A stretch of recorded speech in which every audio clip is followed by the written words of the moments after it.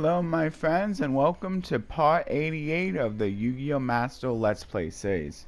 So before I go into the solo mode gate, I gotta talk about a few of these notifications, and of course there's another issue. They just can't seem to get this game right. Konami, I mean. Anyway, let's look at the notifications first. There's one new notification, new accessories added, so here's a few of them. There's Mount Sword Soul for the Sword Soul player, and then of course the next card sleeve base attribute sleeve. There's two of those, so that's pretty cool. Yeah, and then I can go over the descriptions as I'm looking into them, and then of course the a new icon showing off that new synchro monster. Yeah. So I'll go into a shop and show them off a little better. And then I'll look at the issue after that. Let's see.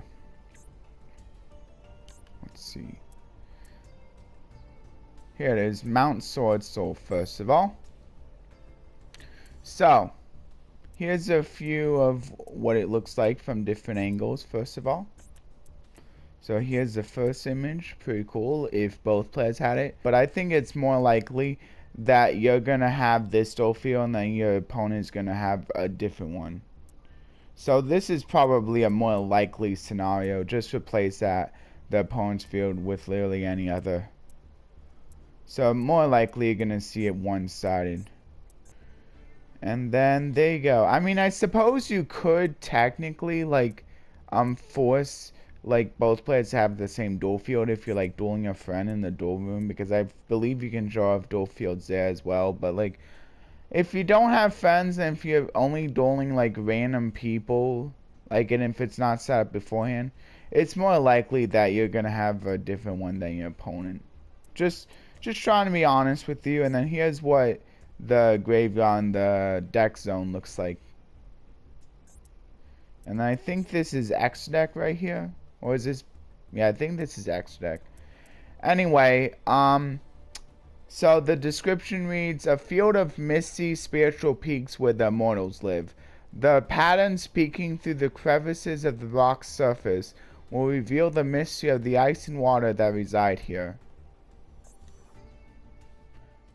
Okay. And then here's just a little bit of information that appears with every accessory thing. And then a duel field. Just a little bit of information about duel fields that comes out with every duel field. So I'm not gonna read it. And then here's what it looks like when it's actually in motion. So that's pretty cool. Oh, I see. They brighten and dim. They brighten and dim. And they like change colors. That's actually kind of cool. It's actually kind of cool. What would I use this for though? Like, if I'm not using this for its Sword Soul, could I use this with my Prank Kids deck that I use in Ranked? Would that make a lot of sense to use it with Prank Kids? I don't know. I think I'll wait on it for now, because I don't know what I would like really use this for. I mean, maybe frogs, but like I don't really play my frogs much outside the solo mode. And unfortunately, you can't use duel fields in solo mode. That's so stupid. Even when you're doing your my deck duels, like, you should be able to use duel fields. Like, I feel like they should make like a little button that like you can toggle on and off that says, do you want to use your duel field in this my deck duel? And then you should like be able to toggle that on and off. I don't know why they don't let you. I mean, I can understand for loner deck duels, but when you're using my deck duels, you should be able to select whether or not you want to use your own duel field. I mean, I get it for lore purposes, but that's why it's like a toggle on and off feature. I don't know. I just find that stupid, because like then you would have more opportunities to be able to use different duel fields if you want to use a specific one for a specific deck. But that's my opinion, of course. That's my thoughts on it. I'm not sure if that's the same with the protectors. I actually like, I need to like pay attention more to stuff like that. But yeah, anyway, here's the dark sleeves, the dark attribute sleeves. It depicts the all-engulfing dark attribute, perfect for those who always wish to duel in mystery. Dark attribute sleeves. The problem is I'm not really like using a dark attribute only deck. Maybe if the sprites come out, when the sprites eventually come out, this would be a cool this would be cool sleeves to use for that deck, since the sprites are all dark monsters. But for now I'll just wait. Oh yeah, and then here's a little bit of information that you can go over. But these are all on all like protectors and notes for like all of these things. So like, and then since it's the same here, I won't like look at these for this one. But this one is for the light attribute. It says it's protectors that depict the radiance of the light attribute, perfect for those who are always in pursuit of a little glitter in their duels. So this could be a pretty cool sleeve for Elemental Heroes, because I believe Elemental Heroes has a lot of light attribute monsters. Like, especially like if you're using that with like an Elemental Hero deck that's using the Honest Neos. I mean, that could be kind of cool. Or of course, like a deck that's like an honest style deck, like maybe like fairies. Like even if the fairies aren't exactly light, it could still be kind of cool. I don't know, maybe. But I'm gonna wait for now. Maybe I'll buy the dark one again when the sprites come out. Which, I mean, if the leaker is correct, should be in about 6 months. But I'm not sure if they're gonna come out at full power, because now that I understand why it's so good with Max C, like, yeah, I don't think it can be. But if they have to ban Max C to allow the sprites to come out more at full power, I think I'd rather take that, honestly, because like that's kind of like why they're not as good in the TCG, because actually having Max C is really good, because like there's some cool combos you can do with sprites in Max C.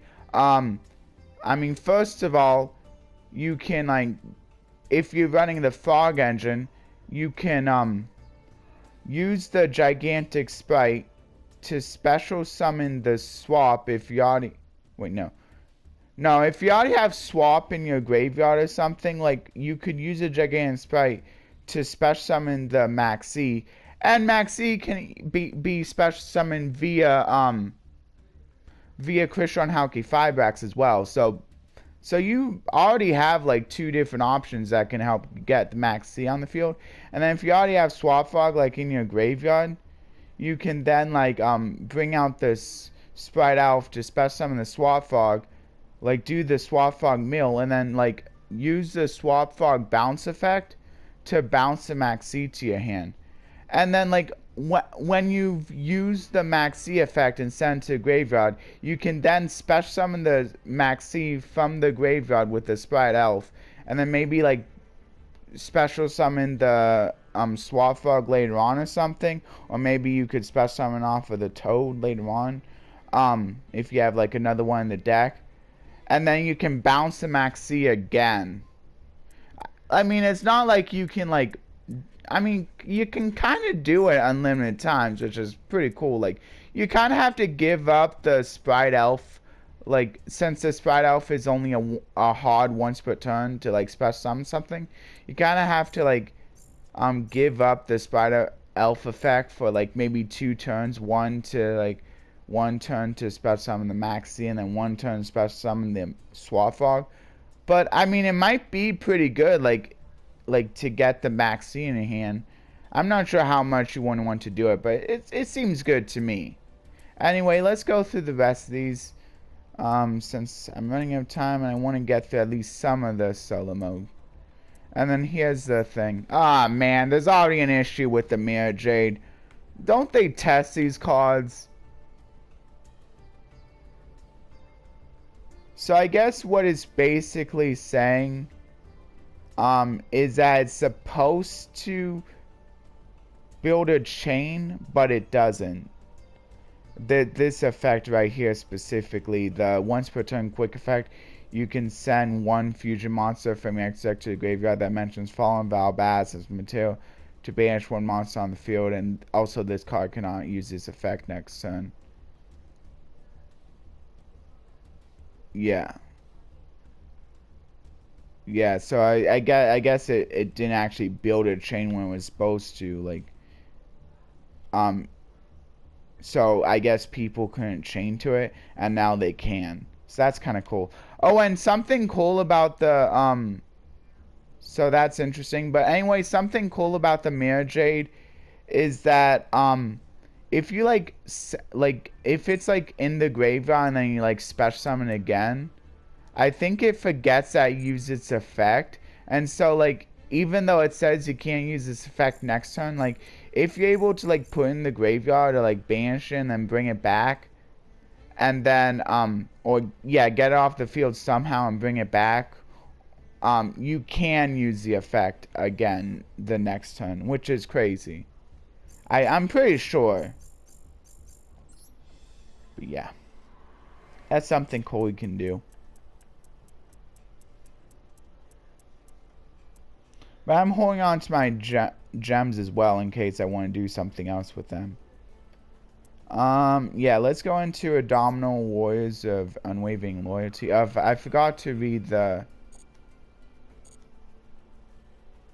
Actually, I forgot to read the gate details.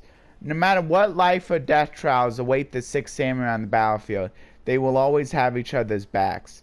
Their solidarity is what will allow them to unify the nation. I remember playing the 6 Samurais and Duel Links for a little bit. I mean, it wasn't the most, it's not the most competitive deck, but it's a pretty good deck to use for, like, farming. If anyone knows about, like, the farming for, like, skills and stuff. Or specific rewards, stuff like that. Anyway, here's the card artwork that will show up in this, scenario here. It's pretty cool. You don't really need to read the effects to understand, because they don't use the effects at all in Snars. But you can feel free if you do. Okay, if you want to. And then here's what I get for clearing this scenario. When a 6 samurai monster is attacked, the attacking monster loses 500 attack during damage calculation only. It's a field spell, but it's not very good. It's not a very good field spell for them. Not even really in Duel Links either. Like, a lot of, like, attack manipulation stuff, like, isn't very good unless it does something besides just, like, dealing with, like, attack stuff, stat stuff. Indomitable Warriors of Loyalty or something is what it was called. Yeah, I can't look at it's fine. The nation is embroiled in conflict as warriors fought to unite it under their name.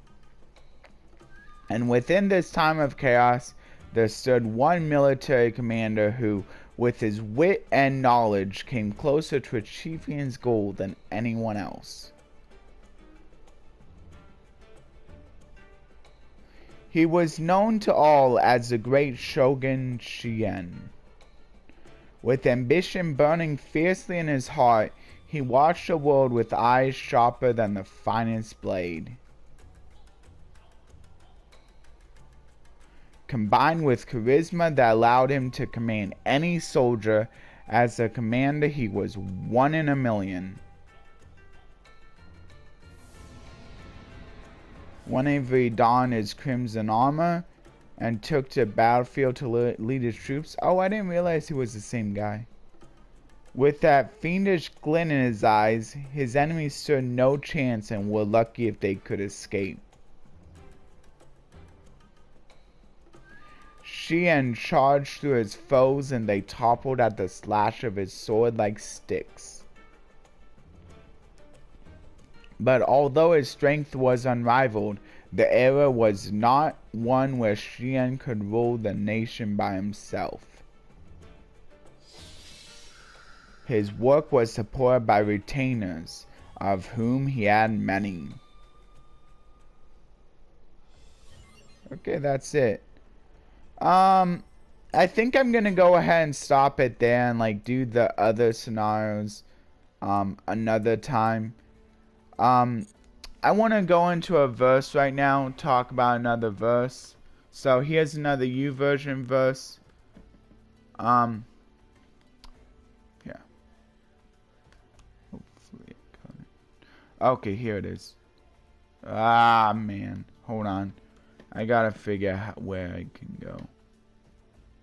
Oh, here it is. Okay, I got it now. So it says, whatever you do, work at it with all your heart, as working for the Lord, not for human masters, since you know that you will receive an inheritance from the Lord as a reward. It is the Lord Christ you are serving.